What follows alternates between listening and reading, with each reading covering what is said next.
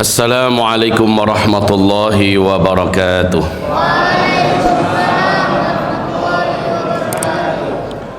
Alhamdulillahi rabbil alamin, wa bihi nasta'inu ala umuri dunya waddin. Ashhadu an la ilaha illallah wa ashhadu anna sayyidana wa habibana Muhammadan abduhu wa rasuluh la nabiyya ba'dah. Qala Allah subhanahu wa ta'ala, ya ayyuhalladzina amanu taqullaha haqqa tuqatih wa la tamutunna illa wa antum muslimun.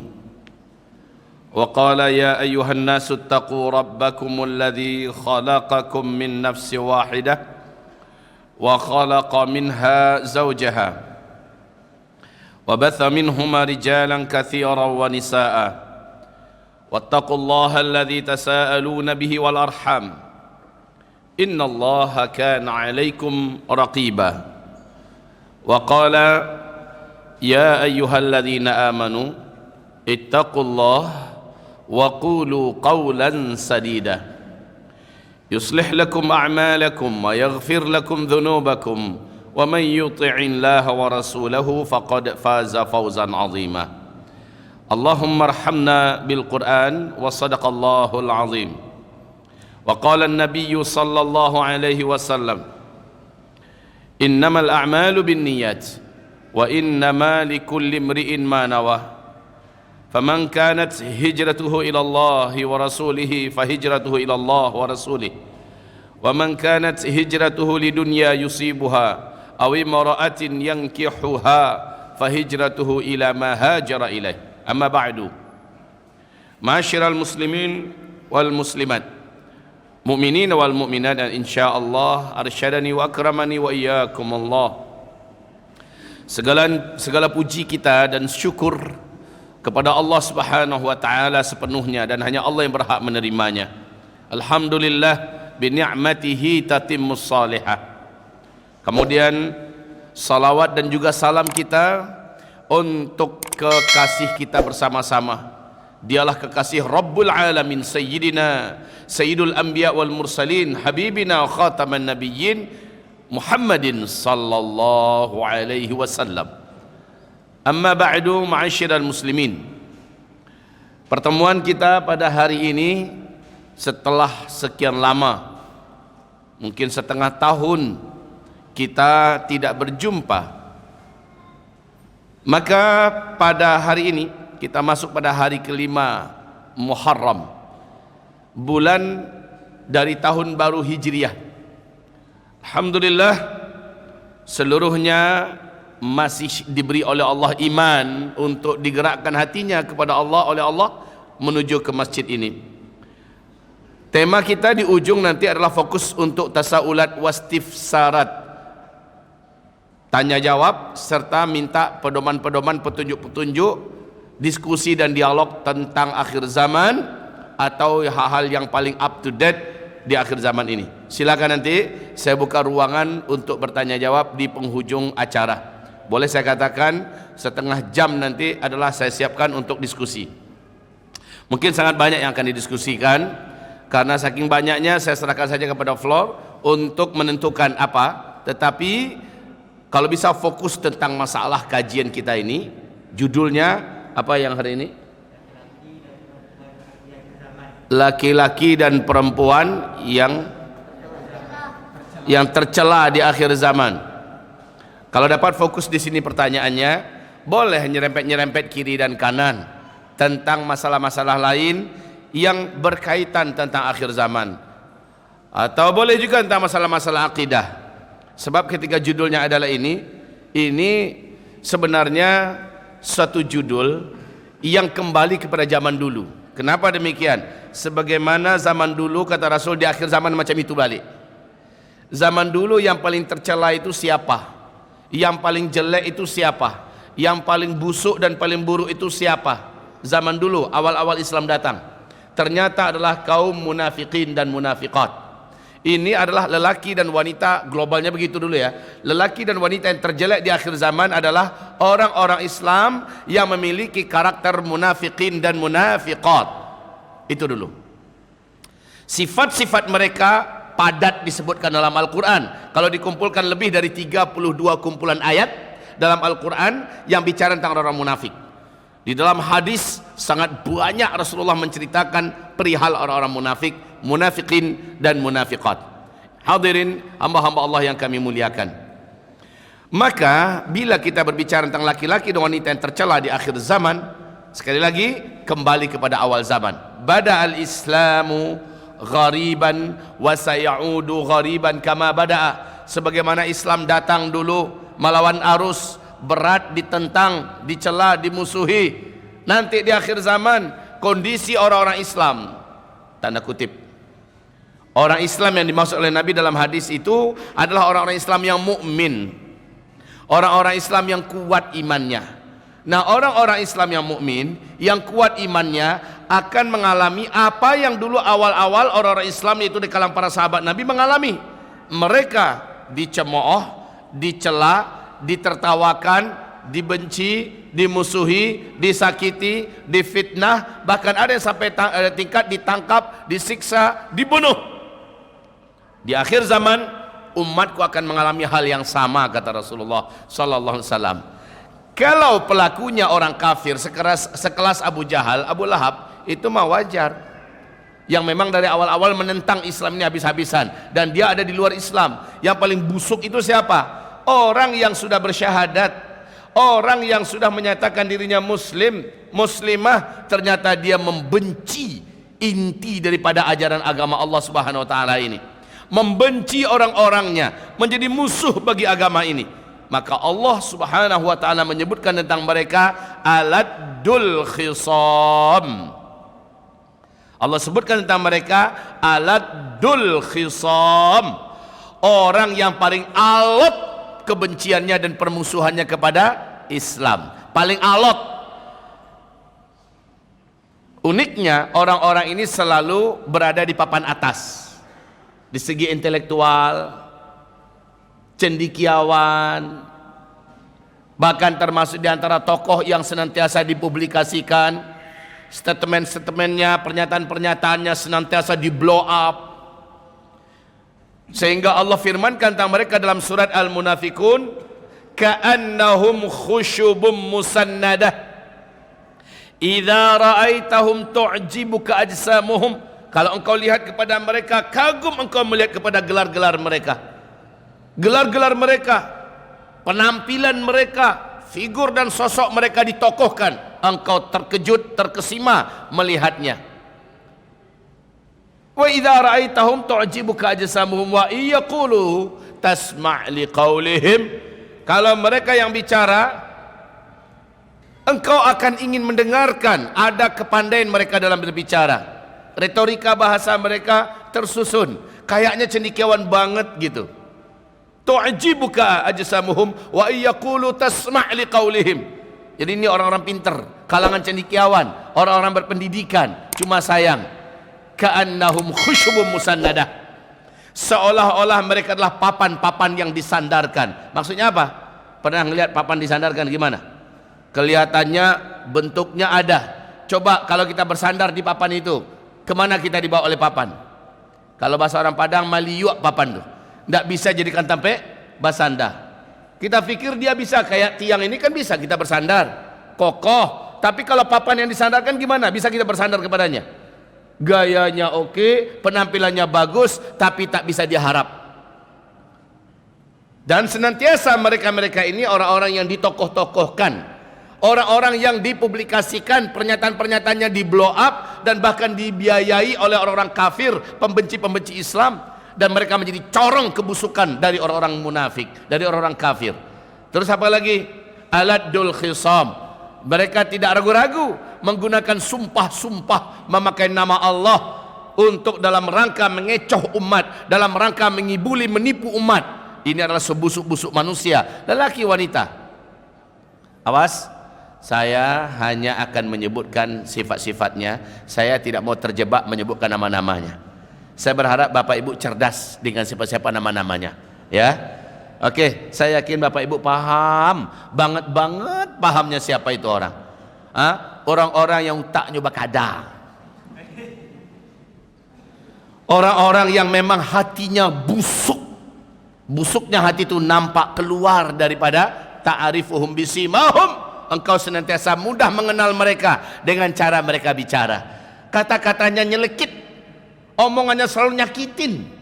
Selalu yang dihujatnya adalah syariat, yang diperanginya adalah mukminin mukminat, yang dibencinya dimusuhinya adalah ulama-ulama yang warasatul anbiya. Jelas siapa orang-orangnya itu, ya. Saya sekali lagi cukup menyebutkan sifat-sifatnya. Inilah lelaki wanita yang paling jelek, paling busuk di akhir zaman, sebagaimana jelek dan busuknya mereka di awal zaman. At-tarikh yu'idu nafsahu. Senantiasa sejarah pasti berulang. Saudaraku, hamba-hamba Allah yang kami muliakan, hampir sepanjang zaman manusia-manusia terjelek di mata Allah, di mata Rasulnya, di awal zaman, di tengah zaman, di akhir zaman, inilah orang-orangnya. Munafikin dan munafikat. Cirinya secara fisik mereka adalah orang-orang kaya. Maaf, jangan ada yang tersinggung ya. Orang-orang kaya. Ini Al-Quran, bahasa Al-Quran semua ini. Yang kedua, tokoh-tokoh publik. Tokoh-tokoh publik, baik atas nama label agama atau non label agama. Yang ketiga adalah para pemimpin atau penguasa. Pemimpin atau penguasa, apapun jenjangnya, jenjang lurah, jenjang camat dan sebagainya. Keempat, orang-orang kaya, tokoh-tokoh publik ya, yang sifatnya umum, pemimpin dan penguasa. Dan bahkan juga ada para cendekiawan, pemikir, cendekiawan, intelektual, kaum intelek.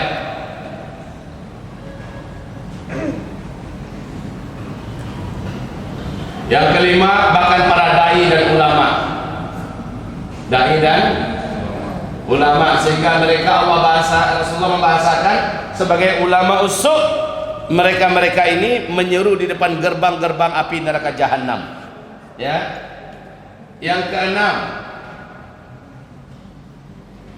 dai dan ulama. Yang keenam adalah orang-orang kaya, tokoh-tokoh publik, pemimpin, penguasa, cendekiawan, intelektual, dai dan ulama.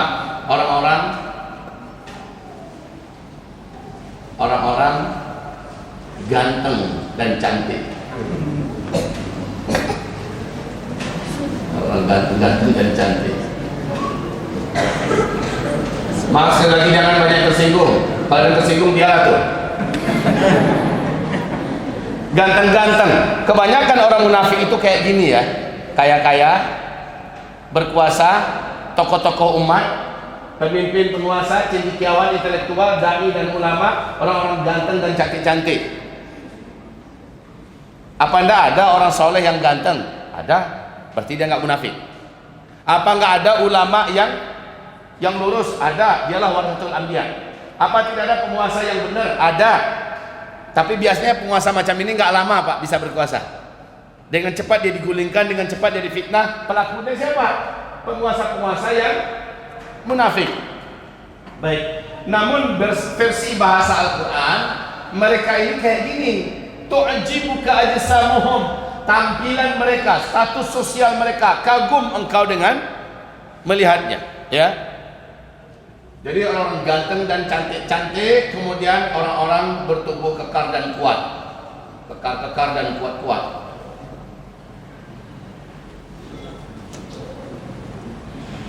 Mana yang lebih banyak? Orang-orang kaya yang soleh, tokoh-tokoh publik yang soleh beriman, pemimpin-pemimpin penguasa yang soleh dan beriman, cendekiawan-cendekiawan intelektual yang beriman, dai-dai dan ulama yang soleh dan beriman, orang-orang ganteng dan cantik-cantik yang soleh dan beriman, kekar-kekar dan kuat-kuat tapi soleh dan beriman. Mana yang banyak? Munafikinnya atau mukminin mukminatnya? Mana yang banyak? Benar, yang terbanyak adalah munafikinnya. Punya potensi untuk menjadi orang munafik adalah orang-orang yang seperti ini karakter fisik mereka.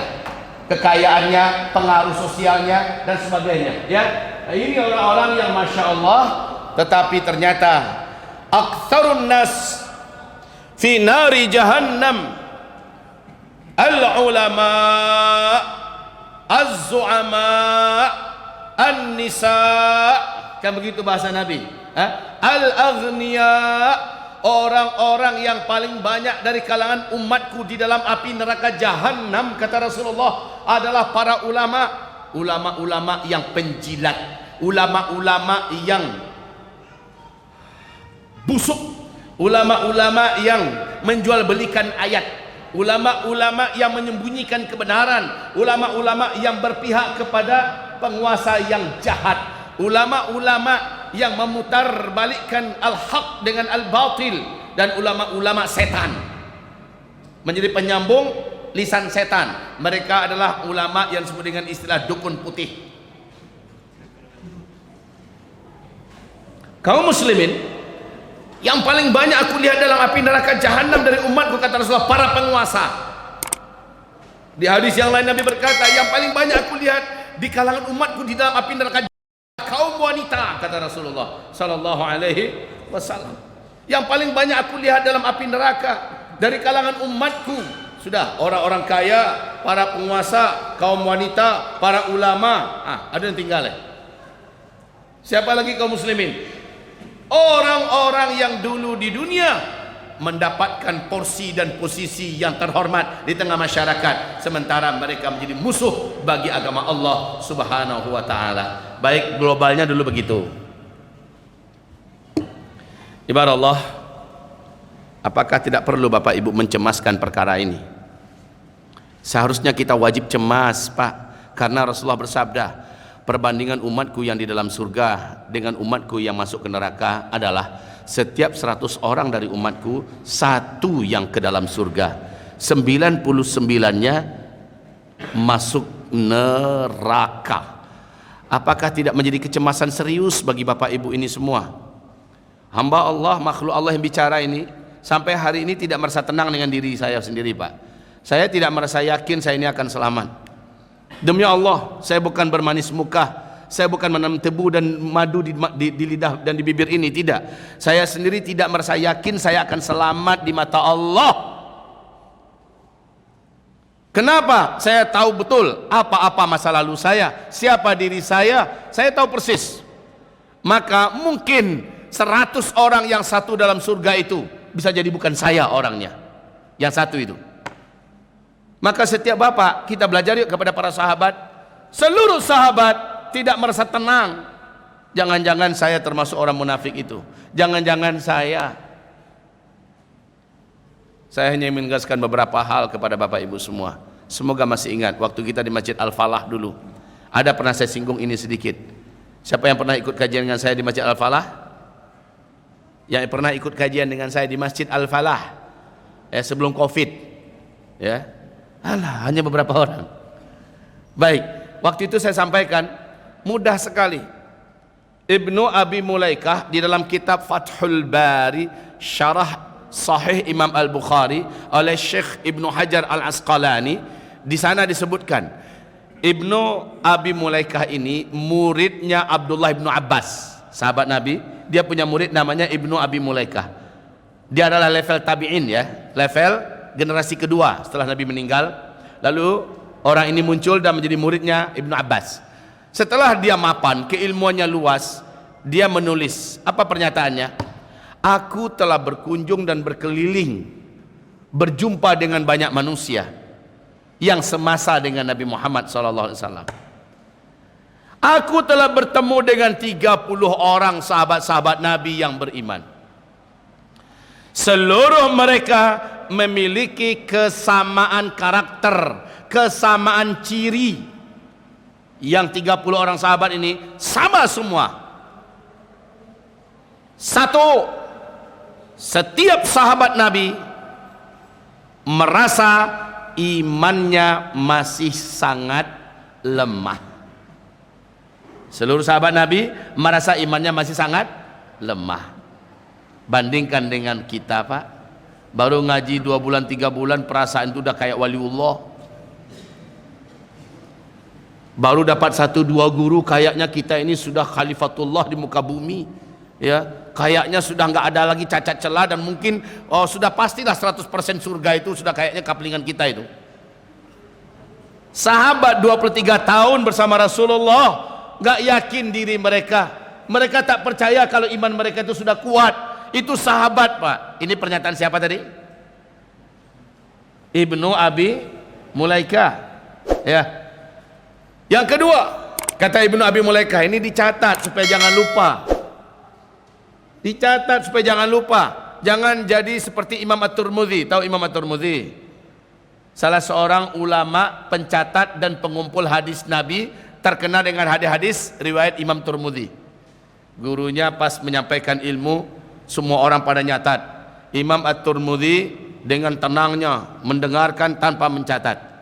Persis seperti sekarang ini.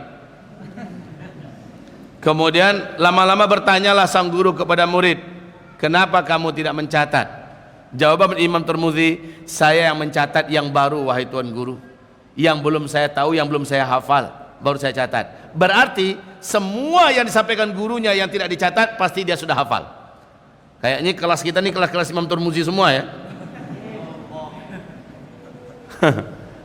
Catat, kalau nggak catat rekam. Coba siapa tadi yang ngomong? Ibnu Abi, siapa Ibnu Abi Mulaikah? Muridnya Abdullah Ibnu Abbas radhiyallahu anhu, sahabat Nabi yang junior di masa Nabi hidup. Nah, kemudian Ibnu Abi Mulaikah berkata, seluruh sahabat Nabi saya temui 30 orang berhasil saya jumpai. Mereka seluruhnya sepakat dalam satu karakter. Setiap sahabat menyangka imannya masih sangat lemah. Sehingga apa? Mereka tidak merasa aman dengan dirinya. Mereka tidak merasa cukup, sehingga mereka terus berupaya menguatkan terus imannya. Oke. Yang kedua, seluruh sahabat Nabi merasa amalnya masih sangat sedikit, dan yang sedikit itu pun mereka khawatirkan tidak diterima oleh Allah. Masya Allah. Sahabat, Pak, dengarkan persaksian para sahabat-sahabat tentang sahabat yang lain. Mana ada sahabat yang tidak tahajud? Tidak ada ceritanya. Ada sahabat Nabi enggak tahajud, itu bukan sahabat. Seluruh sahabat ahli tahajud. Mana ada sahabat yang meninggalkan salat qabliyah, rawatib ba'diyah? Tidak ada. Mana ada sahabat yang berani meninggalkan salat berjamaah? Tidak ada. Mana ada sahabat yang tidak puasa Senin Kamis? Tidak ada. Mana ada sahabat yang tidak duha? Tidak ada. Seluruhnya mereka kerjakan. Mana ada sahabat yang dalam satu hari tidak bersedekah? Dalam banyak riwayat, kalau ada yang hari ini tidak ada bisa disedekahkan, dia pergi ke pasar, dia tawarkan jasa kasarnya, apakah yang bisa diangkat segala macamnya, dapat upah, dengan upah itu dia bersedekah. Setiap hari seluruh sahabat pasti bersedekah. Mana ada di antara sahabat yang tidak zikir pagi dan petang? Mana ada di antara sahabat yang tidak getol lidahnya tiap sebentar istighfar, membaca Masya Allah, Subhanallah, Allahu Akbar, Alhamdulillah, Masya Allah, dan seterusnya? Mana ada sahabat yang tidak penuh hari-harinya dengan amalan-amalan sunnah, sementara seluruh sahabat, kata Ibnu Abi Mulaikah, menyangka amal mereka masih sangat sedikit, dan mereka takut yang sedikit itu tidak diterima oleh Allah Subhanahu wa ta'ala. Bandingkan dengan orang sekarang. Baru sekali dia bantu Masjid Anu, keramiknya dia tolong, kayaknya dia sudah orang tersoleh di dunia. Inna lillahi wa inna ilaihi raji'un. Wahai saudaraku, bandingkan orang dulu dengan orang sekarang. Itu pun kata Ibnu Abi Mulaikah, seluruh sahabat seluruhnya, ya, menyangka amalnya masih sangat sedikit, dan yang sedikit itu belum tentu Allah terima. Bisa nggak kita kayak gitu, ya? Jawab. Bisa nggak kita kayak gitu? Menyangka amal kita ini masih sangat sedikit, dan yang sedikit itu pun belum tentu diterima. Akibatnya yang muncul apa? Karakter apa yang muncul? Tawadhu. Menganggap orang lain mungkin lebih istimewa dari dirinya, sehingga dia tidak membusung dada, sehingga dia tidak menyombongkan diri di depan orang lain. Seperti kata Hasan Al-Basri. Hasan Al-Basri berkata, kalau saya berjumpa orang yang lebih tua dari saya langsung menyangka bahwa amalannya sudah jauh lebih banyak daripada saya, bahwa dia pasti akan menjadi orang yang akan di dalam surga Allah Subhanahu wa ta'ala. Itu keyakinan saya, bahwa saya ini nggak ada apa-apanya dibandingkan orang yang sudah lama hidup ini di atas ketakwaan kepada Allah. Kalau saya berjumpa dengan orang yang sebaya dengan saya menyangka mungkin orang ini ilmunya lebih tinggi dari saya, mungkin orang ini punya kelebihan khusus dan istimewa di sisi Allah sehingga menjadikan saya menghormatinya dan memuliakannya. Kalau saya berjumpa dengan yang lebih muda, maka saya akan melihatnya penuh iri dan cemburu. Dia punya masa depan yang lebih dalam daripada saya, masa depan yang lebih mulia dan lebih harum daripada saya, sehingga dia pun akhirnya mendapatkan tempat dan posisi yang besar di hati Hasan Al-Basri. Orang yang kata seluruh para tabi'in paling dekat mirip dengan Rasulullah fisik wajahnya dan akhlaknya adalah Hasan Al-Basri. Hasan Al-Basri begitu mandangnya, Pak, supaya dia senantiasa tawadhu. Dia lihat orang itu lebih darinya terus. Beda dengan orang baru gelar LC aja sedikit, baru gelar MA aja, baru gelar doktor entah apa itu gelarnya, sudah merasa kayaknya dagunya udah mendongak, ngeliat orang ke bawah terus. Ibarat Allah bandingkan dengan karakter para sahabat. Oke, ini yang ketiga. Yang berapa baru? Dua ya. Yang ketiga. Ini keren sekali ini. Seluruh sahabat Nabi apabila mereka ditegur, bila mereka diperingatkan dengan ayat atau dengan hadis, diluruskan ia dengan nasihat, mereka langsung surut, mereka langsung melunak, mereka langsung menyimak, mereka langsung bersyukur, berterima kasih, bersyukur pada Allah, berterima kasih pada orang yang menasihati. Seperti kata Ali bin Abi Thalib radhiyallahu anhu, iqbalil haqqa walau kana min saghir. Kalau anak kecil yang menyampaikan nasihat kepadamu dan itu benar, terima walaupun itu anak kecil. Bandingkan dengan orang sekarang, Pak, ang selimu ang selon tapui diang le, kajambana lu lurih le, ya, kencing lu belum lurus, ingus lu belum kering, udah berani nasihatan gua ini paman lo, gua ini mama lo. Sudah macam-macam caranya, Pak. Tidak begitu para sahabat. Kalau para sahabat kalau benar pasti diterima, langsung melunak. Contoh, siapa yang tidak kenal dengan Amirul Mukminin Umar ibn Khattab, Khalifah Islam terkuat sepanjang sejarah. Setelah Abu Bakar, Umar yang naik. Nabi bersabda, kalau ada Nabi yang berhak lagi muncul menjadi Nabi setelah aku, Umar lah orang yang berhak menjadi Nabi. Saking kuatnya karakter Umar ini, cerdas, tangkas, bijaksana, tajam cara pandangnya, dan berbagai kebaikan ada pada dirinya. Suatu ketika Umar naik ke atas mimbar, berpidato menggelegar, membakar, penuh semangat. Umar bin Khattab radhiyallahu anhu menyinggung tentang masalah mahar dalam pernikahan. Salah satu yang dibicarakan beliau tentang mahar. Kata Umar, mulai hari ini wahai ibu-ibu dengar baik-baik, wahai orang-orang tua, jangan kalian pernah lagi meminta mahar kepada calon suami yang soleh mahal-mahal. Tidak boleh. Marah Umar bin Khattab, dia tinggikan nadanya, merah mukanya, ya. Jadi minta mahar itu jangan mahal-mahal. Itu kata Umar bin Khattab dalam khutbahnya. Tahu tidak apa yang terjadi di dalam khutbah itu juga? Dalam pidato dan orasi yang berapi-api itu juga seorang ibu-ibu angkat tangan. Ya Amiral Mukminin, mau tanya nih, silakan Bu. Wahai Amirul Mukminin, berarti ini bukan khutbah Jumat ya, berarti bukan khutbah Jumat. Ini adalah orasi tabligh akbar. Wahai Amirul Mukminin, boleh tanya, silakan Bu, ada apa?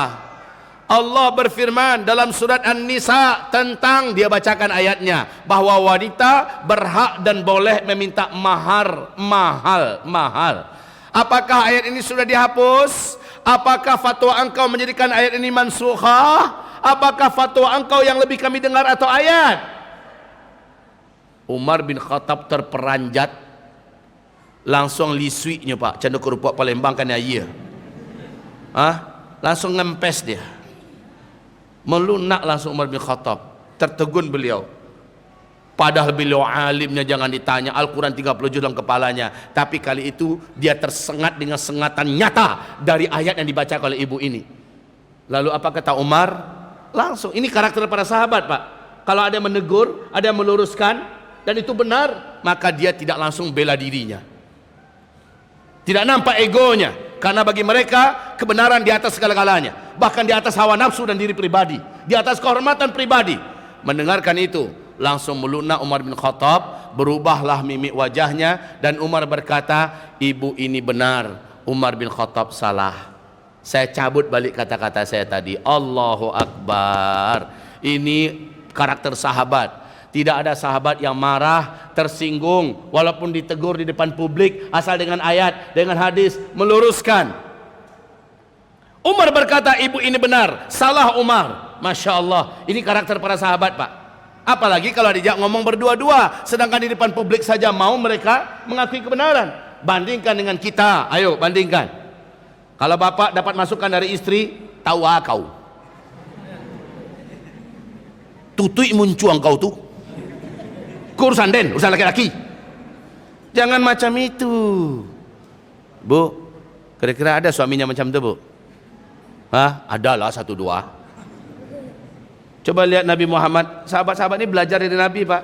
Nabi Muhammad bingung ketika di Bai'atul Ridwan, di mana Nabi nggak jadi berangkat haji, terkurung di luar Mekah. Terdengar berita Utsman bin Affan sudah dibunuh. Nabi Muhammad dapat wahyu dari Allah, sembelih saja hewan kurban yang untuk engkau sembelih untuk haji, sembelih saja di sini. Maka Nabi Muhammad perintahkan kepada seluruh sahabatku, haji nggak jadi. Jadi perintah Allah, kita harus sembelih di sini. Ternyata nggak ada sahabat-sahabat yang mau menyembelih hewan mereka di situ. Bingung Nabi Muhammad. Masuklah istrinya dan berkata, ya Rasulullah, kenapa? Kok gelisah betul? Apa kata Rasulullah? Sahabat-sahabatku tidak mendengarkan apa yang aku perintahkan. Mereka tidak mau menyembelih sembelihan mereka. Apa kata istrinya? Ya Rasulullah, gampang. Bawalah sembelihanmu, hewan yang akan kau sembelih ke lapangan. Engkau sembelih saja di depan mereka. Lihat seluruhnya pasti akan menyembelih semua hewan kurban mereka. Maka Rasulullah pun melakukan, benar ternyata seluruh sahabat yang membawa hewan sembelihan untuk haji, mereka sembelih seperti mereka lihat Rasulullah SAW menyembelih. Masya Allah, Pak. Lihat, walaupun itu nasihat dari istri, dengerin, asal baik dan benar. Ini mentang-mentang saya imam di rumah tangga ini ya, kamu makmum, jangan kamu ngatur-ngatur saya. Itu bukan ngatur, memberikan saran, nasihat, masukan, itu bukan ngatur. Coba lihat kembali karakter para sahabat. Kita belajar dari karakter ini ya. Senang ditegur, suka dinasehati, hobi kalau ada yang meluruskan dengan ayat, dengan hadis. Jangan basi kare harang, den laki kau, den mamaang. Saya doktor, kamu baru insinyur. Saya ini sudah profesor, kamu baru sekedar LC. Jangan, itu dah bahasa iblis. Iblislah yang berkata, ana khairun minhu, saya lebih baik daripada si Adam, saya lebih senior, saya lebih teruji, saya lebih berpengalaman. Masa iya saya yang harus merendah-rendahkan diri depan Adam? Henti dulu. Ini gaya iblis laknatullah alaih. Kalau kita diharamkan begitu, kita tiru bagaimana Rasulullah, bagaimana para sahabat. Mereka asal dinasihati, ditegur, cepat melunak dia. Ini pengalaman nyata. Di Padang Panjang terjadi debat terbuka antara seorang doktor. Dia mendapatkan doktornya dari luar negeri, dari KKK, ya, dari Amerika, dari Kanada, dari luar negeri, dapat doktor. Sementara yang ini Matan Al-Azhar cuman LC, hanya LC. Terjadi debat. Dalam debat kalah dan patah-patah dalil si doktor ini oleh yang LC ini. Akhirnya muncullah sifat ananiahnya, sifat busuknya nampak. Apa katanya? Dia munculkan dirinya. Apa katanya? Kamu baru LC kan? Kamu baru kemarin selesai belajar kan? Dan pangkatmu baru LC kan? Saya ini sudah doktor. Nggak level kamu berani membantah doktor. Ini adalah Ini adalah lembaga ilmiah. Jadi level yang harus berhadapan dengan saya itu level doktor, bukan macam kamu. Setelah dia tidak mampu mengalahkan dalil-dalil yang dibacakan oleh sang LC, muncul gaya iblisnya. Na'udzubillah. Maaf, kembali kita kepada pembicaraan kita nomor 5. Dai dan ulama atau cendekiawan dan intelektual menyombongkan diri. Ibarat Allah yang kami muliakan. Selanjutnya, berapa baru? 3. Yang keempat, Yang keempat dari apa ini? Jangan kehilangan fokus. Yang keempat dari apa? Dari apa? Ini akibatnya nggak nyatat. Yang keempat dari apa? Bukan sayang, bukan. Ini bukan ini. Yang keempat dari apa? Halo? Yang keempat dari pernyataan Ibnu Abi Mulaikah tentang karakter para sahabat-sahabat Nabi. Seluruh sahabat Nabi diakui orang-orang beriman enggak oleh Allah? Jawab Bapak Ibu. Diakui tidak oleh Allah sebagai orang yang beriman? Diakui atau tidak? Oke. Yang kedua, seluruh sahabat Nabi dijamin menjadi ahli surga apa tidak? Dijamin. Jawabannya ada dalam Al-Quran, surat At-Taubah ayat 100. Seluruh sahabat Nabi dijamin masuk surga semuanya. Tapi coba lihat, seperti itu karakter mereka. 3 baru tadi, sekarang yang keempat. Makanya kata Rasulullah, kalau kamu ingin meniru, tirulah para sahabat-sahabatku. Mereka diberi oleh Allah hati yang sangat terang, Islam yang sangat lurus. Kalau kamu ingin meniru, tirulah para sahabat-sahabatku. Ditambah dengan ayat surat Taubah ayat 100, Allah wajibkan kita mencontoh para sahabat-sahabat Nabi. Ya. Yang keempat, seluruh sahabat Nabi itu merasa khawatir kalau dalam dirinya ada sifat-sifat orang-orang munafik. Awas. Level sahabat khawatir kalau pada dirinya ada sifat-sifat orang munafik. Pertanyaan ajukan pada diri kita masing-masing. Kita kira-kira ada nggak yang gelisah? Jangan-jangan pada diri saya ada sifat-sifat munafik. Kalau ada, Allah mulai mendapat bayang-bayang para sahabat. Bayang-bayangnya baru. Jangan sampai mengkaji. Memang kajian tentang orang munafik itu dari 32 sampai 36 sifat munafik dalam Al-Quran ya. Mulai kita mengkaji sifat munafik. Nomor 1, nomor 2. Yang dia periksa bukan dirinya dulu. Nomor 1 ini mirip kayaknya si Anu yang punya itu. Yang nomor 2 ini, ini teman saya, perangnya dia betul ini. Lah kapan kamu akan menyigi diri kamu sendiri? Nyenterin diri kamu sendiri. Harusnya nomor 1 ada nggak di saya ya? Nomor 2 ada nggak di saya ya? Periksa-periksa baik-baik. Kalau ada cepat taubat pada Allah Subhanahu wa taala, kalau ada cepat muhasabah, kalau ada cepat kembali kepada kebenaran dan kebaikan, kalau ada cepat inabah kepada Allah Subhanahu wa taala. Baik. Yang keempat, seluruh sahabat Nabi, seluruh, tidak ada satupun yang tidak merasa khawatir jangan-jangan sifat munafik itu ada pada saya. Tolong dijawab, dan ini bolehlah angkat tangan, nggak apa-apa. Siapa di antara Bapak Ibu yang pernah mengkaji tentang 34 sifat-sifat orang munafik di dalam Al-Quranul Karim seperti yang dituliskan oleh Syekh Ibnul Qayyim Al-Jauziyah? Mohon angkat tangan. Ada yang pernah mengkaji itu tidak? 34 sifat-sifat orang munafik dalam Al-Quran yang dikumpulkan oleh Syekh Ibnul Qayyim Al-Jauziyah dari dalam Al-Quranul Karim. Ada yang pernah mengkaji ini belum? Belum. Ada yang pernah belum? Belum. Tidak ada yang angkat tangan, berarti belum semua.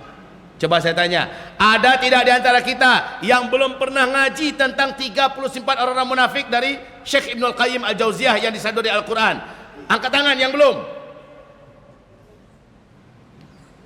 Inilah fakta, inilah kenyataan, dan ini bukti kejujuran, dan itu bagus sekali.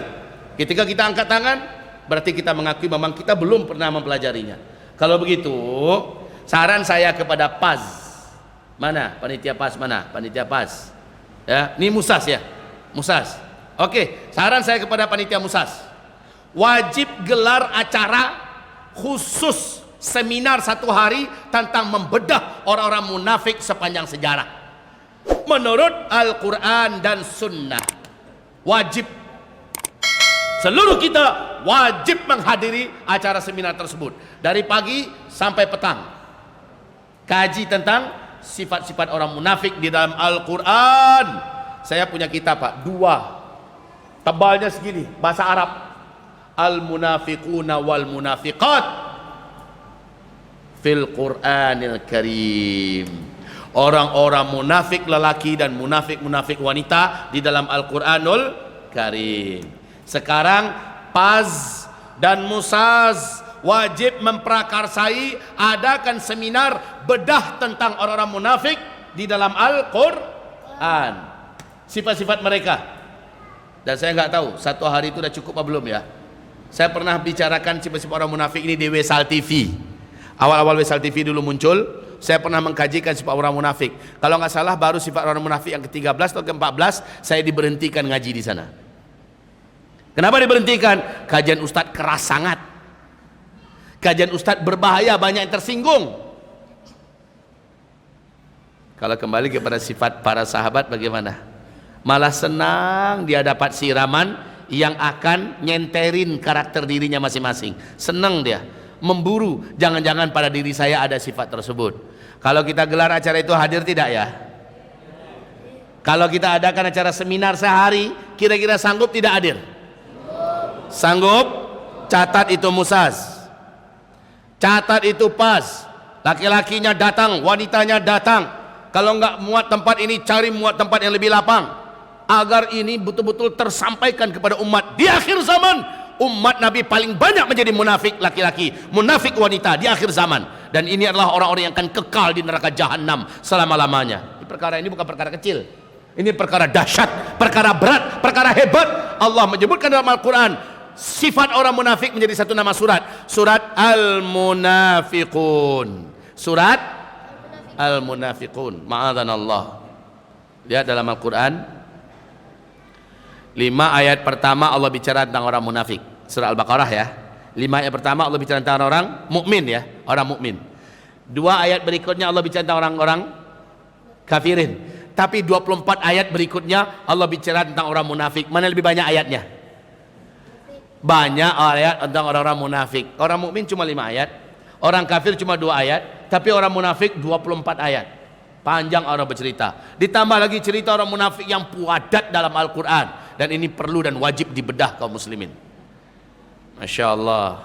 Ini maaf, orang-orang munafik itu salah satu ciri perangai mereka. Kalau ada kajian-kajian yang mengarah pada pembahasan yang sifatnya menyinggung karakter orang-orang munafik, dia langsung merasa tersinggung. Apa kaji Pak Jago ya?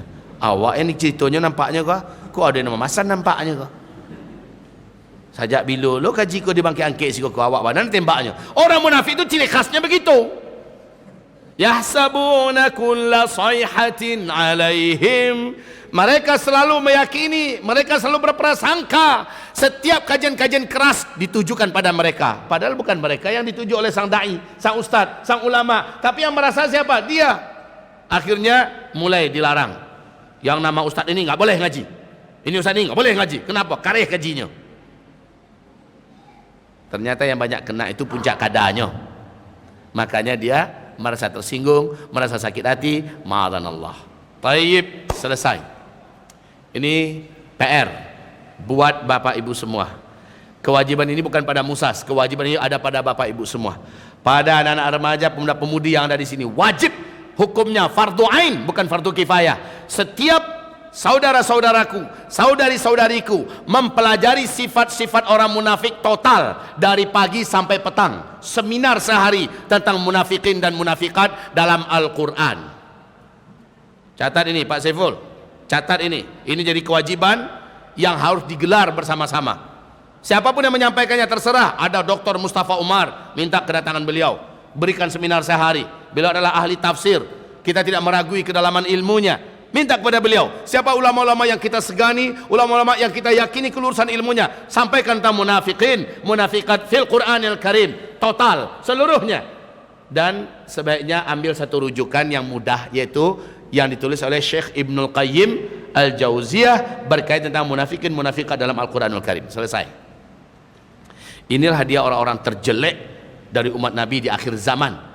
Dan mayoritas umat Nabi nanti di akhir zaman, masih ingat saya mengkaji bahwa di akhir zaman kata Nabi umat itu terbelah menjadi dua belahan. Masih ingat? Masih ingat kajian kita fustotain, fustotain, fustotain, menjadi dua kelompok besar. Fustatu iman la nifaqa fi. Ini dia, iman la nifaqa fi. Kelompok yang diisi oleh orang-orang beriman, la nifaqa fi, tidak ada kemunafikan pada orang-orang itu. Ini di akhir zaman. La nifaqa fi, la nifaqa fihi. Dan yang kelompok ini adalah fustatu nifaqin la imana fi.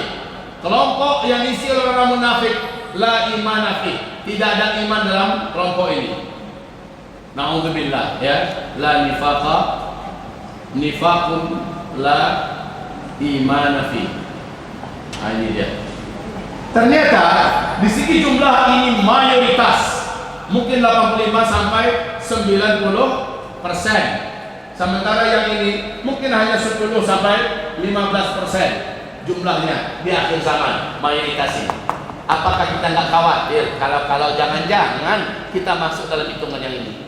Maka sekali lagi mengangkat daurah tentang munafikin dan munafiqat di dalam Al-Quranul Karim adalah kewajiban, hukumnya fardu ain.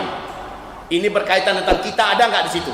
Kayak Umar bin Khattab, menjelang Umar meninggal, Rasulullah di dekat Abu Hudzaifah Ibnul Yaman. Abu Hudzaifah Ibnul Yaman. Sementara juga ada Umar bin Khattab. Ada secari kertas digulung oleh Rasulullah, diserahkan kepada Abu Hudzaifah. Apa kata Rasul, simpan ini ya. Di dalamnya sudah kutulis nama-nama orang munafik. Jangan engkau umumkan nama-nama orang ini ke siapapun. Engkau baru boleh umumkan kalau dia yang ada namanya di sini meninggal dunia, baru boleh engkau umumkan bahwa nama yang bersangkutan ada di surat wasiat Rasulullah. Maka yang bersangkutan tidak boleh dimandikan, tidak boleh dikapani, jangan disolatkan, dan jangan dikuburkan di kuburan orang Islam. Di situ ada Umar ya, yang dipercayakan Rasulullah untuk memegang wasiat siapa? Kenapa? Bukan pada Umar. Gelisah langsung Umar. Gelisah langsung, kerasa kerusuk. Kenapa? Bukan ke saya. Jangan-jangan ada nama saya di situ. Umar putar akal. Dia orang cerdas, Pak. Sangat-sangat cerdas. Apa ya? Bagaimana ya agar saya bisa tahu bahwa tidak ada nama saya di sana. Meninggal Rasulullah, Umar didempetinya terus. Lengket terus Umar dengan Hudzaifah bin Yaman ini. Lama-lama kan gerah juga Hudzaifah bin Yaman. Lalu apa kata beliau? Ente ngapain sih ngikutin saya terus? Apa katanya? Saya ingin jamin bahwa surat itu tidak ada yang merampasnya dari tanganmu. Iko lo bahasanya. Saya lebih kuat dari engkau, saya lebih bisa menjaga. Harusnya ke saya dong Rasulullah titipkan itu. Tapi biarlah karena sudah di tanganmu, ya saya akan ikut menjaganya. Katanya, tidak perlu. Ya, tapi saya minta kepada engkau, kata Umar bin Khattab, saya ikut menjaganya, tapi saya minta kita harus berbagi rahasia. Kita berdua saja yang tahu nama-nama siapa yang di dalam itu. Apa kata Abu Hudzaifah bin Yaman? Oh, sorry. Kau sudah dengar kemarin kan? Pesan Rasulullah apa? Tidak boleh seorang pun selain saya yang tahu tentang nama-nama yang ada di sini, kecuali yang bersangkutan meninggal dunia. Ya. Kaum muslimin tambah gelisah, Umar serak-seruduk, gelisah sekali. Singkat cerita, Umar pun berkaca-kaca matanya memohon dengan sangat kepada Hudzaifah bin Yaman. Saudaraku, aku tak akan memaksamu untuk kita bersekutu dalam mengetahui siapa-siapa nama di dalamnya, karena memang Rasulullah sudah menyampaikan demikian. Tapi aku minta kepada engkau, ceritakan padaku, ada namaku tidak di dalam catatan itu? Ada namaku tidak dalam catatan daftar nama-nama orang-orang munafik dalam catatan itu? Menangis Umar bin Khattab, nangis, betul-betul menangis. Abu Hudzaifah bin Yamani berkata, tidak ada, namamu di dalamnya tidak ada. Baru lapeh gala Umar, baru senang cerah wajahnya, baru dilepaskan oleh Umar Hudzaifah bin Yamani ini, ya, tidak lagi dikuntitnya, tidak lagi diekorinya, tidak lagi diikutinya. Masya Allah, coba lihat Pak, sekelas Umar. Bapak Ibu tahu siapa Umar bin Khattab? Salah satu di antara 10 sahabat yang diumumkan oleh Nabi Muhammad bahwa mereka adalah orang yang dijamin masuk surga, betul tidak? Sekelas Umar bin Khattab saja cemas, jangan-jangan di diri saya adalah orang-orang munafik. Sekali lagi, kita bagaimana? Ayo saudaraku, kita bagaimana? Kita sok-sok alim di muka orang, siaknya minta ampun. Kalau sholat itu di muka orang depan masjid itu, di masjid itu lah, tak tanggung lamanya tu. Banaya lo katil. Rukuknya khusyuk betul. Allahu Akbar. Tapi coba lihat, ketika di belakang orang, bagaimana sholat kita? Ketika di belakang orang, bagaimana kita dengan handphone? Apa yang kita lihat di handphone kita? Apa yang kita tonton di handphone kita? Di belakang orang, Bagaimana sikap kita pada orang tua kita? Di luar gayanya kayak malaikat sedang berjalan di bumi, tapi di rumah bagaimana adab kita pada orang tua kita, adab kita pada istri kita, adab kita pada suami kita. Lihat di rumah bagaimana.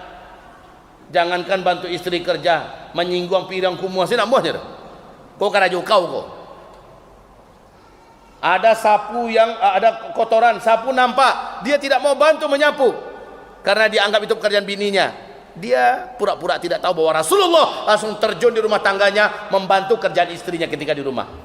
Dan Rasulullah tidak pernah malu-malu. Rasulullah tidak malu-malu mencuci di rumah. Rasulullah tidak malu-malu menyapu di rumah. Rasulullah tidak malu-malu menjahit di rumah. Rasulullah tidak malu-malu untuk membantu kerjaan istri di rumah. Kita bagaimana? Rancak di labuh. Di labuh bentuk malaikat turun ke bumi. Bentuk waliullah sedang berjalan. Tapi bagaimana akhlaknya di rumah sana? Makanya kata Rasulullah, akmalukum imanan ahsanukum khuluqan li ahli wa ana ahsinukum khuluqan li ahli. Orang yang paling sempurna imannya di antara kalian semua, yang paling baik akhlaknya kepada keluarganya, yang paling baik akhlaknya kepada keluarganya, pada istrinya.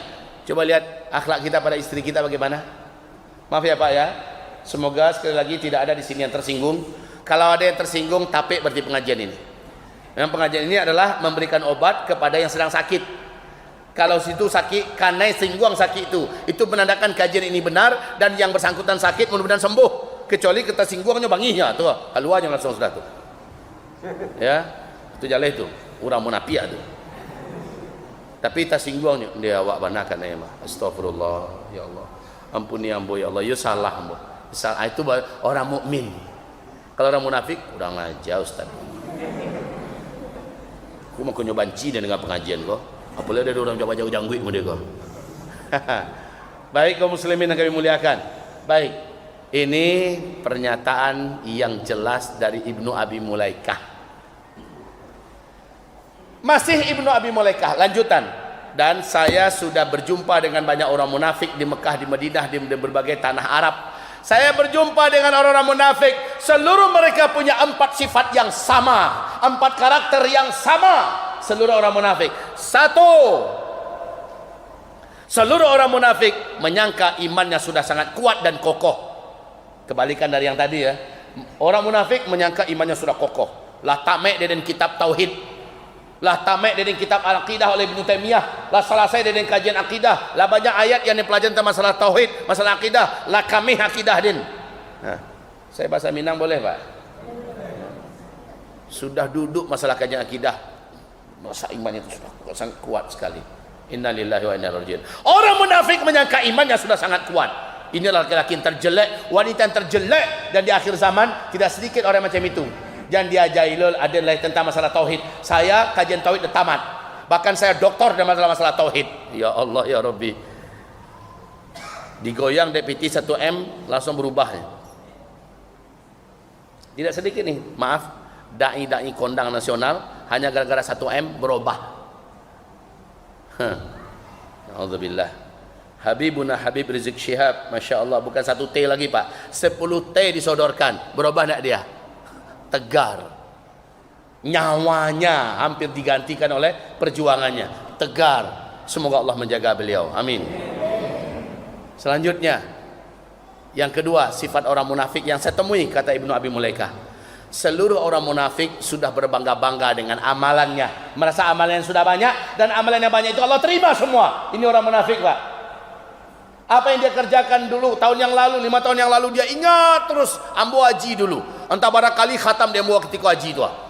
Padahal sampai bulan, sampai puluh harinya, entah 10 kali dia ambo khatam Quran. Lah merasa penuh mana amalannya, sudah merasa penuh amalannya. Ini orang munafik Pak. Baru dia mampu sedekah 1 juta, 1 RW tahu kalau dia bersedekah 1 juta. Maaf ya Pak ya. Baru dia menyembelih sapi 1,2 ton. Se-Indonesia tahu. Alun disembelih lah diumumkan dulu. Ini adalah sapi si fulan. Setelah itu pas penyembelihan melawan sapinya. Ala joleh itu. Jadi orang-orang ini merasa amalannya sudah sangat banyak. Pergi haji, sedang umroh, live, update status.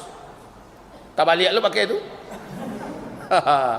Astaghfirullahalazim. Sedang tahajud, foto lu lagi qiyamul lail.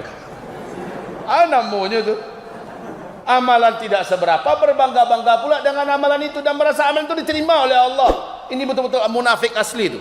Tapi coba lihat ketika dia sholat, bangunkan dia untuk tahajud. Coba kalau bangun, ditinjunya pakai hidung, Pak. Terus yang ketiga, seluruh orang munafik yang saya temui, kata Ibnu Abi Mulaikah, cepat sekali marah, tersinggung ketika dia dikritik. Cepat sekali marah, tersinggung ketika dia dinasehati. Ketika dia ditegur dengan ayat, dengan hadis, langsung marah dia, tersinggung. Dan dia anggap orang yang menasehati busuk hati. Oh, dia anggap orang yang menegur, menasehati buruk sangka. Ang buruk sangka kadang tu yo. Bukannya dia muhasabah pada dirinya, bukan dia terima kasih pada orang yang menegur, menasihati, tapi malah dia mengatakan, kamu itu orangnya busuk hati pada saya, kamu itu orangnya salah sangka pada saya, kamu itu memang orangnya sentimen pada saya, makanya kamu ngomong begini. Ini maaf ya, ini sekali lagi sifat orang munafik.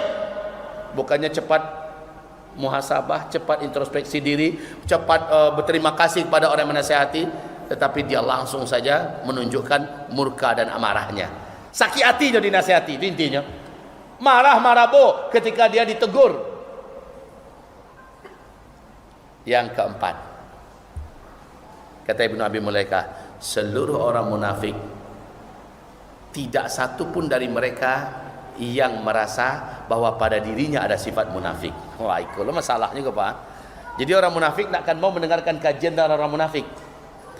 Maaf ya, kalau besok memang kita adakan seminar sehari tentang munafikin munafikat dalam Al-Quran, kita yang mendengar ini, kita tahu harusnya mencari-incari. Kalau orang beriman, bilo tuh, nyinyir dia bertanya, kapan itu? Saya mau ikut. Tapi kalau orang yang dalam hatinya ada penyakit, ya, kalau dalam hatinya ada penyakit,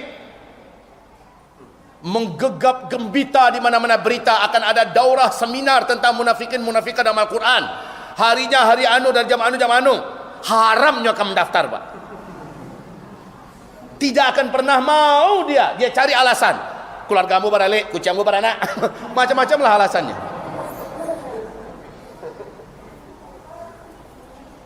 Ibarat ikhwati fillah arsyadini wa iyyakumullah. Jadi coba kita lihat karakter mereka, bandingkan dengan kita hari ini. Kalau mau tahu siapa orang yang tercela laki-laki dan wanita di akhir zaman, maka fustatu nifaqin la imana fih. Kelompok yang penuh dengan kemunafikan, tidak ada iman di dalamnya. Nah, ini yang perlu kita follow up. Pengajian berikutnya wajib dalam bentuk seminar sehari.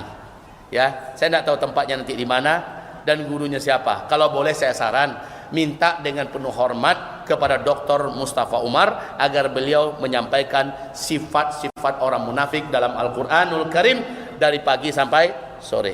Kalau tidak bisa beliau, minta kehadirat Ustadz dan guru kita, Dr. Adi Hidayat, ya, minta beliau, karena beliau juga pakar dalam masalah Al-Quran, masalah tafsir. Minta beliau, datangkan orang-orang yang ahli itu. Semoga barokah insyaAllah ta'ala.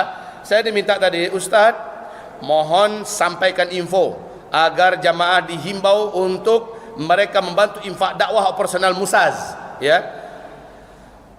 Nanti tim berjalan setelah Ustaz kasih instruksi. Saya kasih instruksi sekarang. Mana tim? Ini timnya. Tanpa mengurangi rasa cinta kita pada anak-anak kita. Mana yang matang-matang, yang dewasa-dewasa tampil. Karena kalau macam itu seribu-seribu nak keluar pitihnya. Ya, Masya Allah. Ini anak-anak ini semangat kayak gini dipupuk nih Pak. Ya, kita beri support mereka. Tapi biarlah untuk menjalankan kotak kini yang kadang-kadang lah diminta. Lihat ada yang kadang-kadang. Ya, Bapak Ibu, saya kasih tahu ya. PAZ, Musaz adalah organisasi para pemuda-pemudi yang bergerak di bidang dakwah, sosial dan pendidikan.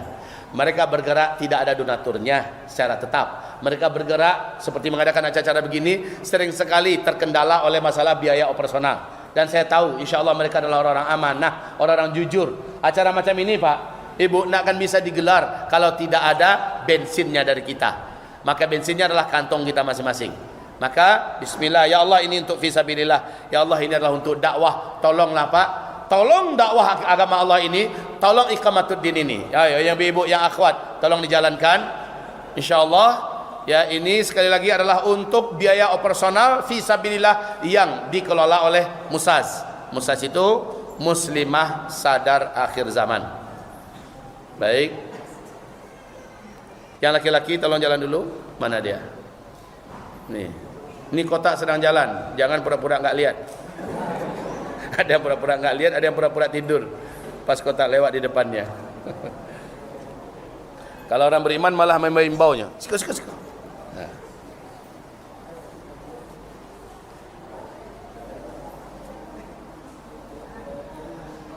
Baik, hamba-hamba Allah yang saya muliakan, saya cintai. InsyaAllah ta'ala tanya jawab saya buka apabila ada yang mau bertanya. Tetapi di akhir zaman kata Rasulullah, kamu akan temukan karakter ini. Orang-orang kaya, para pemimpin, ya, para penguasa, para cerdik pandai yang hobi mereka satu, zalim kepada yang dipimpinnya. Dua, banyak dusta ketika dia memimpin dan mendustakan serta berbuat curang bohong kepada rakyat yang dipimpinnya. Hadis sahih riwayat Imam Muslim.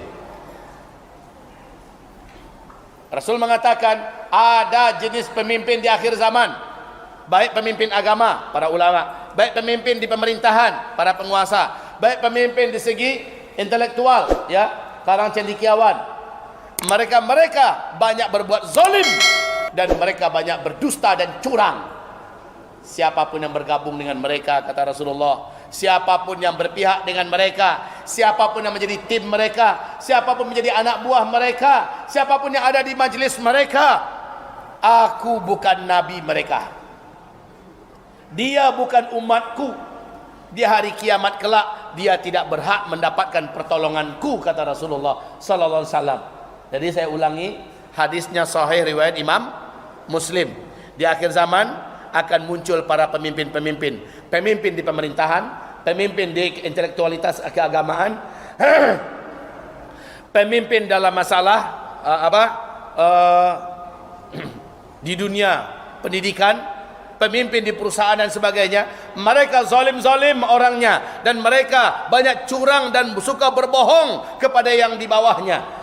Apabila ada di antara kalian umatku yang bergabung dengan mereka, bersatu dengan mereka, menjadi tim mereka, ya, berpihak kepada mereka, ada di bawah organisasi mereka, maka kata Rasulullah, dia bukan umatku, aku bukan nabinya. Di hari kiamat dia tidak berhak mendapatkan syafaatku, tidak berhak mendapatkan pertolonganku. Masya Allah. Dan tidak boleh mendekati telaga Nabi pada hari kiamat. Na'udzubillah. Ayo, setelah mendengarkan uraian ini, maka inilah dia tipikal-tipikal pemimpin atau tipikal orang-orang munafik fi akhir zaman. Baik, ini dari akhwat dulu pertanyaannya. Pertama, onde mande kubuk makalah panjang eleh. Bisa tolong dibaca cek baca dulu.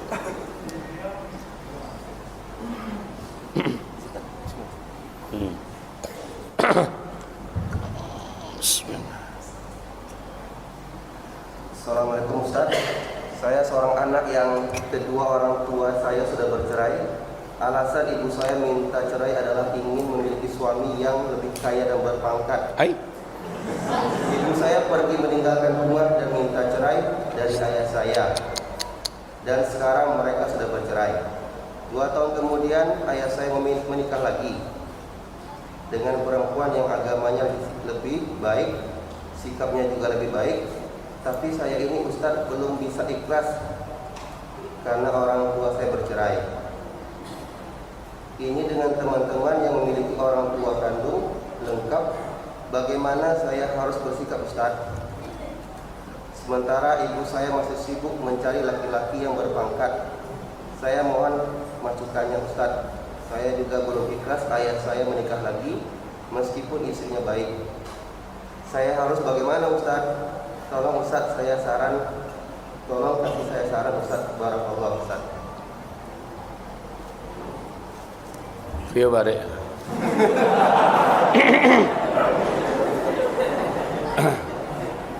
Yang pertama, kita doakan akhwat kita yang sampai sekarang belum ikhlas.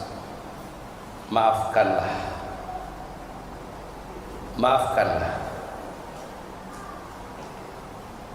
orang tuamu yang telah melakukan kesalahan dan dosa terbesar dalam hidupnya. Dalam hal ini ibumu. Maaf, ibumu jika ia tidak taubat nasuha, dia tidak akan pernah masuk ke dalam surga. Ayyuma mra'atin sa'alat zawjaha talaqan fi ghairi ma ba'sin fa haramun 'alaiha raihatul jannah. Wanita mana saja, istri mana saja minta cerai dari suaminya tanpa alasan yang dibolehkan menurut agama, wanita itu atau istri itu haram mencium bau angin surga. Jangankan masuk surga, mencium angin surga saja haram bagi dia. Supaya tidak ada dendam di hati, dan sebaiknya doakan ibu yang masih hidup dan masih dalam pencarian laki-laki kaya. Yang kedua, ayahmu menikah kembali dengan wanita yang solehah, yang lebih baik agamanya. Engkau tidak ikhlas. Itu bahagian daripada beriman pada takdir. Bila engkau menolak takdir, maka batallah imanmu, gugurlah syahadatmu. Engkau bukan lagi seorang muslim atau muslimah. Bahwa terjadi perceraian, kemudian orang tua kita menikah kembali dengan orang yang lebih soleh atau lebih soleha, kita tidak ikhlas. Berarti kita menolak takdir dari Allah Subhanahu wa taala. Bukankah kita sudah beriman? Al-imanu bil qadari khairi wa syarrih, menerima dan mengimani takdir dari Allah yang baik dan yang buruk. Apapun bentuknya, ini sudah Allah yang buat setelannya, dan itu adalah takdir yang wajib diterima. Tidak menerima dan tidak ikhlas tidak akan bisa merubah keadaan. Saya tidak ikhlas, bercerai lagi ayah kita dengan wanita itu, enggak akan terjadi begitu juga. Ya. Orang yang tidak ikhlas masuk dalam hadis Nabi berikut ini. Hadisnya hadis qudsi. Apa sabda Rasulullah? Allah berfirman,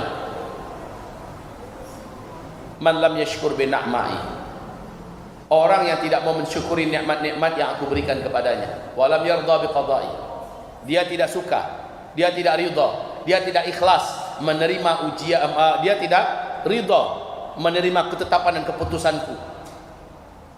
Walam yasbir bi bala'i, dan dia tidak sabar, dia tidak ikhlas menerima ujianku, dia tidak sabar menjalaninya. Falyakhruj min tahti adimi samai. Kamu, kata Allah, keluar. Falyakhruj min tahti adimi samai, keluar dari kolong langitku. Wal yatlub rabban siwaya, cari Tuhan selain aku. Marah betul Allah. Jadi saudariku, campakkan rasa tidak ikhlas itu. Taubat kita pada Allah. Kita wajib menerima apapun yang Allah telah tetapkan. Toh ayah kita bukan jatuh ke tangan pangkuan pelacur.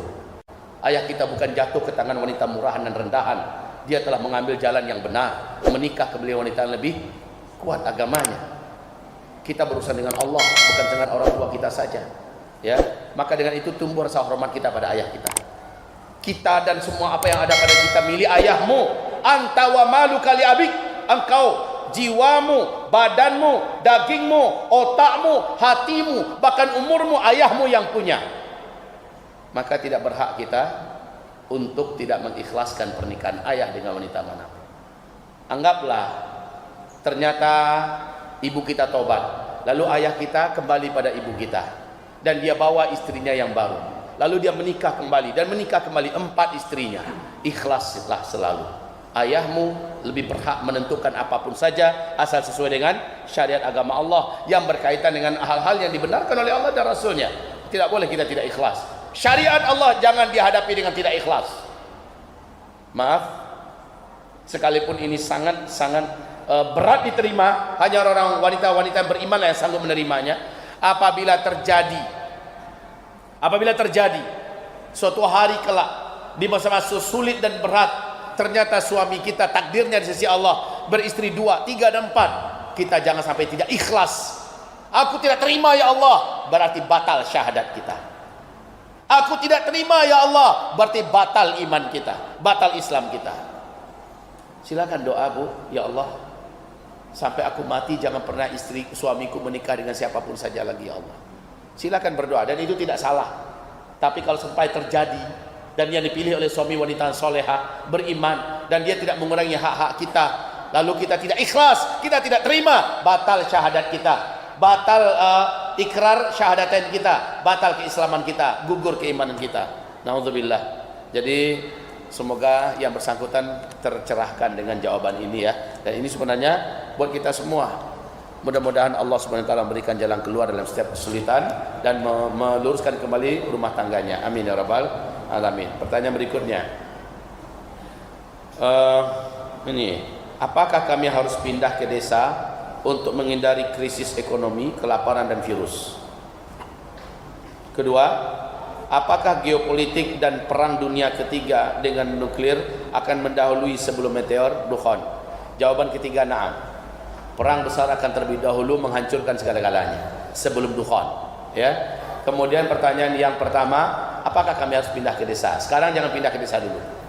Sekarang tetap saja stay di kota, lanjutkan aktivitasnya secara normal, tapi yang di desa wajib dipersiapkan dari sekarang. Di desa wajib dipersiapkan, olah lahan tanahnya jadikan sawah, jadikan kebun, bukan kebun sawit.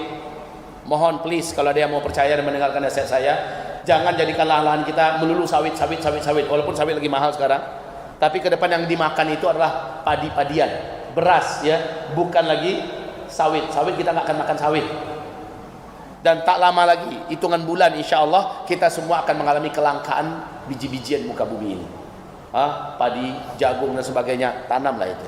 Dari sekarang persiapkan, kalau memang ada lahannya di kampung, siapkan di kampungnya sawah ladang, perkebun-perkebun yang ada, olah menjadi biji-bijian yang bisa ditanam. Ya, termasuk jagung-jagung, termasuk juga ubi-ubian dan sebagainya. Ya, demikian. Saya pernah dicaci maki oleh seseorang yang tidak mau saya sebutkan namanya, gara-gara ustadz itu, gara-gara dia saya keluar dari PNS, gara-gara dia saya beli stok makanan banyak-banyak, saya jadikan gudang. Dia salahkan saya. Itu menandakan orang ini nggak pernah dengar kajian saya utuh. Saya nggak pernah nyuruh orang untuk keluar dari PNS. Saya nggak pernah nyuruh orang untuk lari dari kota. Saya tidak pernah nyuruh orang untuk numpuk makanan bergudang-gudang begitu. Saya menganjurkan dengan anjuran yang cerdas. Kita harus punya dua plan jangka pendek, plan jangka panjang, dan dua-duanya dilaksanakan, dipersiapkan dengan matang, dengan cerdas, dengan benar. Iko bahayanya mendengar pengajian sepotong-sepotong, sakarek-sakarek, akhirnya ustadznya disalahkan. Ya. Bagaimana dengan setan gepeng? Maksudnya handphone ini, apakah harus pindah ke GSM? Mengingat status WA bisa manan, menceritakan kebaikan. Apa solusinya Ustaz? Setan gepeng, mana setannya? Setiap kita sekarang ada fitnah Masih Dajjal. Handphone ini adalah fitnah Masih Dajjal. Hadis Nabi tentang di akhir zaman tidak ada satupun umatku yang tidak terkena fitnah Masih Dajjal. Setiap umatku pasti akan masuk ke dalam rumah-rumah mereka fitnah Masih Dajjal. Wallahi demi Allah, billahi demi Allah, tallahi demi Allah, ini adalah fitnah Masih Dajjal. Apalagi dengan virus ini, COVID-19, di mana sekolah-sekolah banyak yang tidak bisa secara tatap muka, tapi online. Orang tua yang selama ini gelisah berjuang menjauhkan anak dari HP dipaksa untuk membekali anaknya dengan HP. Sekarang anak-anaknya sudah tidak terkendali. Demi Allah, ini benar-benar fitnah Masih Dajjal. Pertanyaannya, apakah ini harus kita buang? Apakah kita harus bercerai dengan HP? Saudara-saudaraku, hamba-hamba Allah yang kami cintai, apa kita harus berpindah ke GSM? Apa maksudnya GSM ini? Handphone jadul. Ya, seandainya Bapak Ibu sanggup, itu lebih kuat untuk keamanan iman kita. Itu lebih kuat untuk keamanan privasi kita. Itu lebih kuat untuk keamanan, karena semakin canggih, radiasinya makin berbahaya, dan kita kadang-kadang sering lupa membaca zikir pagi petang yang bisa membentengi kita. Bahaya radiasi ini akan terlindungi selama kita zikir pagi dan petang.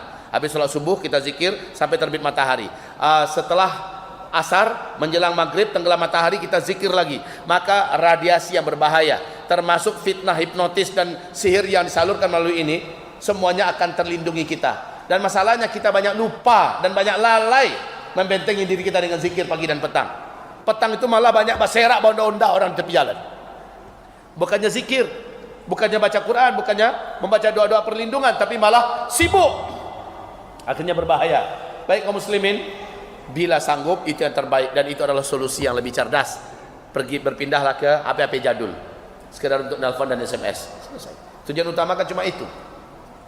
Ya, kalau saya punya HP begini, alhamdulillah 24 jam selagi saya tidak tidur, insya Allah saya lebih banyak mengikuti perkembangan berita-berita dunia, karena ini modal bagi saya untuk mengikuti terus perkembangan. Saya tinggal menyelaraskannya dengan apa-apa yang sedang menjadi kajian-kajian saya. Begitu kaum muslimin. Baik, pertanyaan berikutnya, Ustaz, kalau mau hijrah ke kampung akhir zaman setelah virus mengganas, apa ini, lalu lockdown, bagaimana? Kemudian datang lockdown, pindah ke kampung akhir zaman. Kaum muslimin yang kami muliakan, begini saja, cukup mudah kan, disederhanakan saja. Percayakan saja kepada pengelola, manajemen pihak kampung akhir zaman, tolong belikan kaplingan saya, tolong bangunkan rumah bambu saya, rumah kayu saya, tolong siapkan kamar mandi saya, sumur manual saya, dapur manual saya, tolong bantu siapkan untuk saya, kirimkan saja dananya, kirimkan saja. Kalau memang kita sudah menemukan manajemen akhir zaman yang amanah, maka bergabunglah, merapatlah dengan mereka, minta tolong, nih kirimkan. Maka yang bersangkutan di sana menyiapkan. Itu lebih baik daripada kita pindah ke sana. Pindah ke sananya nanti, pindah ke sananya ketika lockdown ini berdampak kepada kacaunya ekonomi dunia, krisis ekonomi dan kelaparan di mana-mana, mulai orang membunuh di mana-mana, kita sudah lari kita sudah ada tempat menampung. Di mana tempat menampungnya? Kampung akhir zaman yang sudah kita siapkan. Itu baru saat yang benar untuk pindah. Jangan sekarang. Sekarang kita masih bisa beraktivitas di kota. Kehidupan kita masih bisa dijalani secara normal-normal tanggung begini, tapi masih bisa dijalani, ya. Tapi nanti ketika sudah sampai ke tingkat peperangan dan bunuh-bunuhan sana sini, kita lari, pelarian kita sudah ada tempat yang akan menampung. Itulah tempat yang kita persiapkan. Begitu. Terakhir, Assalamualaikum warahmatullahi wabarakatuh. Ustaz, menurut Ustaz, apakah virus akan makin mengganas ke depannya? Virus akan lebih banyak. Dan bukan hanya virus corona, COVID-19 saja. Akan ada virus-virus lain yang akan muncul. Dan ini berskala pandemi juga, mempunyai potensi untuk pandemi juga. Namun jangan khawatir, umat Nabi telah diberi senjata oleh Rasulullah. Kalau mengikuti cara-cara saya, insya Allah Bapak Ibu sudah nggak perlu cemas lagi. Ada doa-doa yang diajarkan Nabi, ada amal-amalan yang diajarkan Nabi SAW. Bahkan ada minuman-minuman, makanan-makanan yang insya Allah Ta'ala mampu mengentaskan dan mengakhiri segala-galanya. Dan kita cukup ikuti saja fatwa-fatwa para ulama-ulama kita. Kita tidak akan kalang kabut, nggak karu-karuan insya Allah, ya. Tolong dengarkan cara-cara saya sebelumnya berkaitan dengan virus, berkaitan dengan apa, mudah-mudahan bermanfaat.